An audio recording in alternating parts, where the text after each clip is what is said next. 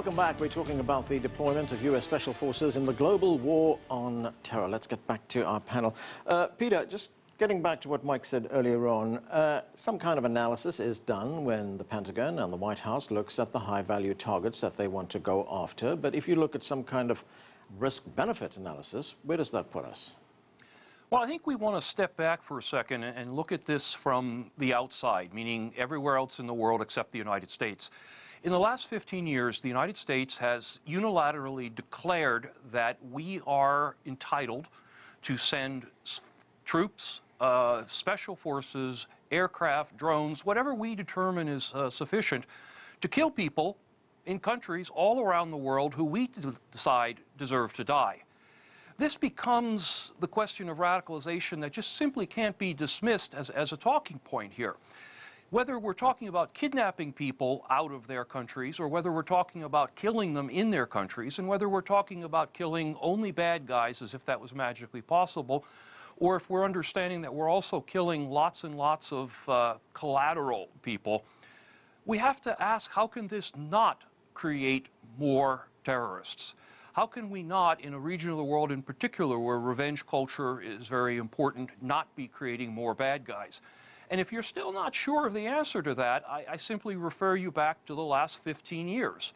In the initial stages of the Afghan campaign, for example, and in Iraq, we picked up lots and lots of high-value targets and questioned them and interrogated them. And yet, here we are, 15 years later, and we're still playing whack-a-mole with these same people in the same places, as well as an expanded network of places around the world. You're left to wonder if, in fact, this is not a perpetual war simply because we insist on perpetuating it, because we can't think of a better answer than to keep sending our drones around the world to kill people. As far as social media, which, I'm sorry, two gentlemen have mentioned earlier, I think we want to be very careful about sort of magic wanding all this radicalization away and blaming Twitter. If a drone strike does not radicalize someone, it's very difficult to imagine that they would be influenced by 140 characters. Right. Go ahead, Mike. No, I was going to say that the implication in that statement, though, is that if we don't, in part, have some proactive element to a counterterrorism strategy, and if we just stopped going after confirmed bad guy targets, that's a simplistic way to put it, then, the problem would go away, and we'd all be holding hands, and everybody would be living in a peaceful community of nations, and the Muslim extremist problem would dry up because we're not taking any action when warranted to protect our national security concerns. Well, I don't think anybody's talking about holding hands and singing Kumbaya. I think what we're talking about is achieving a measure of stability that does not require us to set fire to whole regions of the earth. Keep in mind but that's a rather extreme statement to say set fire to whole regions of the earth. I mean, we have to keep it focused and talk about it in reasonable, rational terms. How else would you describe the situation across northern Africa, into the Levant, into Iraq, and soon certainly to spread in other parts of the Middle East? It's difficult to call that much else. I think the other thing that needs to be... But I would argue that I think the Arab Spring had something to do with the fact that we've got a significant amount of chaos. Look, I don't disagree with you in the sense that we've got 6, maybe 7 failed states in the Middle East right now. Right. But at the same time, I'm not in the camp that says we absolve Muslim extremists of all problems here, and it's our fault somehow for wanting to protect ourselves. Look, terrorism, this problem didn't exist. It didn't just pop up around 9/11 or around our invasion of Iraq. Okay. This has been going on for a long time. Right. Ben, let me get to you. Your institute, the Cato Institute, has published some figures which I've been looking at. It says that in the first quarter of 2015, special forces were deployed in more than 80 countries. There are critics of this, the fact that the United States is deployed in so many countries. One of the critics, Linda Robinson of the Rand Corporation, says that the high number of deployments is a mistake. What is needed is a more focused, more thoughtful deployment of special forces like we have seen in Colombia or in the Philippines. What do you think? Well, I think, number one, I think we can be a little confused by the raw numbers when there's, a relatively small number of special operations forces doing a training mission or something. It's sort of different than a hot mission where they're going on a raid, Delta Force raid or Navy SEAL raid or a drone strike. So I think, you know, the situations where we're using lethal force are relatively limited, probably too many in my view.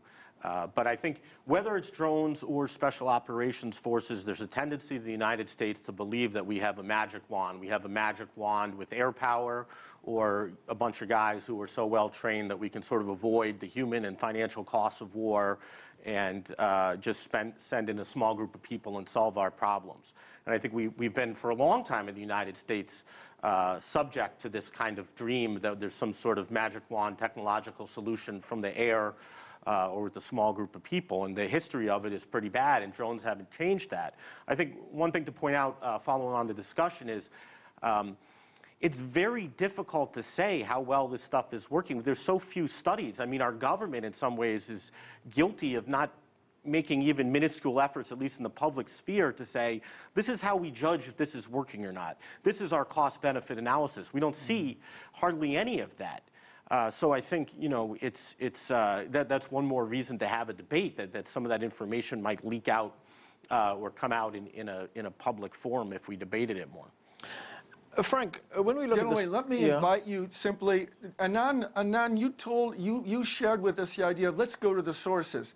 And I'm saying, well, I believe the use of anti-terrorist application, especially through the drones, is more of a band-aid approach. It's a drastic approach for pretty much of a drastic foreign policy, and it's precisely the Iraq fiasco, pretty much, and that's created a real void there to make up for our fiascos. Not working with the neutral Syrians that requested our aid 2 years ago. Now, since Americans don't want boots on the ground, Obama, of course, following that policy through technical warfare, machine warfare, so we don't have boots on the ground, is simply a band-aid policy to a very much failed foreign policy, the source of the problems.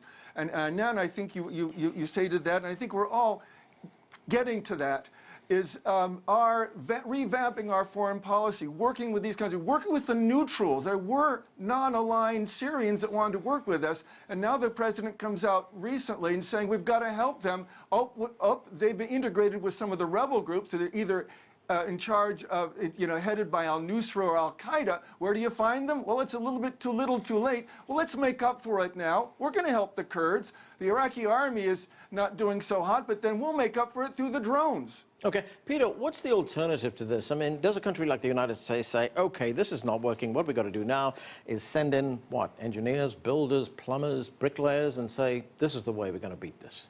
Sure. I mean, the most important lesson that we have forgotten in the last 15 years is that the United States has a very large toolbox. We've only been using basically one tool, the military, expanded through the CIA paramilitary, expanded through the use of private contractors. We've only been using the single tool.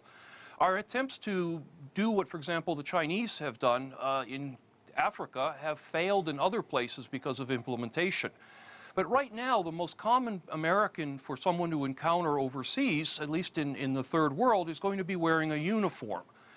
We have diplomacy, we have economic aid, we have building projects, we have a range of tools that the United States needs to pick out of the toolbox and employ. Some will work better in some areas, and I absolutely agree. There are places where military power has a very specific role and can be used very effectively. But simply to decide that because we have a big hammer, everything needs to be struck down, well, that brings us right to where we are today, 15 years later, and we haven't solved a single problem, and we've probably created a whole lot more along the way. Mike, is that a better idea? To use the other tools in the toolbox, economic aid, for instance? Well, I think to use them more efficiently and more effectively, sure. Again, this is neither. It's not an either-or situation. Yep. It's not like we're not trying to do some of that, or that this administration has not been trying to use economic aid and other influences, or the NGOs that exist out there. So. But I do definitely agree. Yeah, you can't just take a ball-peen hammer and use that as a solution every time you're dealing with this problem. And I do agree that we need to be able to multitask. And sometimes I worry that we're not able to do that. We seem to have somehow over the years gotten away from the ability to think about this in a more complex way. And so yes, we need to do all that. We need to take everything that's in that kit bag, and if that means occasionally that means a drone strike, if occasionally that means putting our special forces out there, if that means financial aid, yes, but that's true. A more effective, complex approach. Okay, Ben, very quickly. Well, I just wanted to dissent from the idea that I'm sensing from the other panelists here, that there's this massive problem around the world from failed states and chaos that we have to fix with one tool or another, or else we're going to have horrible security problems. I think that's basically false. The threat of terrorism remains quite small for most Americans. You're more likely to die drowning in your bathtub, statistically speaking. As terrible as it is to live in a country where there's a civil war, which is where most terrorism comes from, it doesn't necessarily affect us halfway around the world unless we stick our nose in it. That's been the historical experience. So are there problems we need to solve and uses for drone strikes and special operations forces? Yes. But we're pretty safe here in the United States, and I think we need to keep that in mind. And I don't think we should be hubristic that we have the magic powder in the State Department to fix these problems either. Okay, we're going to have to leave it there. Thanks to all of you for joining us.